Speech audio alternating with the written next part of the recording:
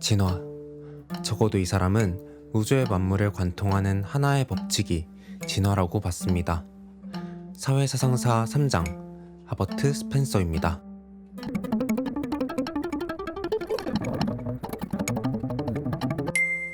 스펜서는 사회를 하나의 유기체에 비유했는데요.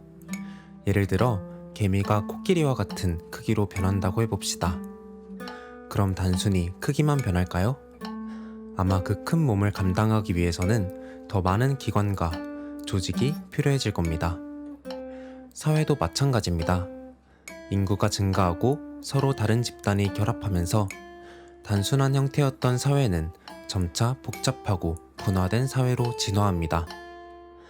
각 부분들이 언어와 규제로 결속되어 하나의 유기체를 이루고 있는 것이죠. 따라서 스펜서는 사회의 모든 부분은 사회의 유지와 발전에 어떤 기능을 하고 있다고 주장했고요.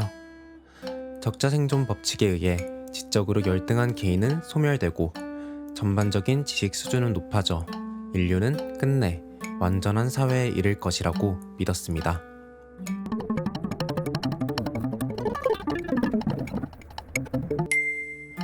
아마 지금 누군가가 사회 진화론을 주장한다면 말도 안 되는 소리라고 비난받을 텐데요. 왜 당시에는 사회 진화론이 등장할 수밖에 없었을까요? 스펜서가 활동했던 19세기의 영국은 급속한 산업화의 한가운데에 있었습니다. 생활 수준은 좋아졌지만 이전의 사회 구조가 무너지는 것을 지켜보며 사람들은 왠지 모를 불안을 느껴야 했죠.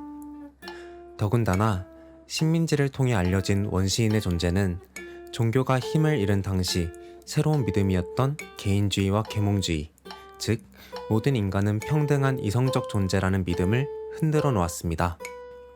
이 불안을 해결한 것이 바로 사회진화론입니다. 사회진화론은 우리가 인류 사회의 완성으로 달려가고 있다는 확실한 믿음을 주면서도 원시인은 아직 진화되지 못했을 뿐 우리와 같은 인간이라고 설명하며 개인주의적 믿음까지도 지켜냈습니다.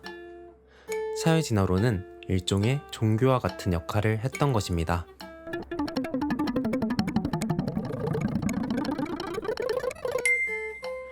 하지만 사회진화론의 수명은 그리 길지 않았죠. 영국의 국력은 점차 떨어졌고 밖으로는 제국주의, 안으로는 복지에 집중할 수밖에 없었습니다. 열렬한 자유주의자이자 개인주의자였던 스펜서가 이러한 변화를 달가워할 리가 없죠.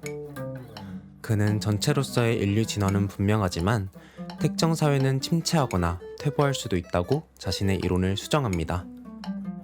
진화할 수도 있고 침체할 수도 있고 퇴보할 수도 있다니, 만물의 법칙을 찾으려던 스펜서의 시도는 사실상 실패했죠.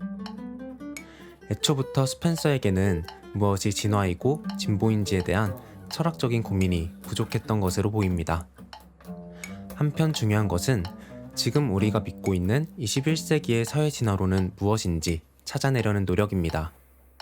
최근 한국 사회의 화두로 떠오른 능력주의나 공정성은 어떻게 보면 현대판 사회진화론이 아닐까요? 고민해보면 좋을 것 같습니다.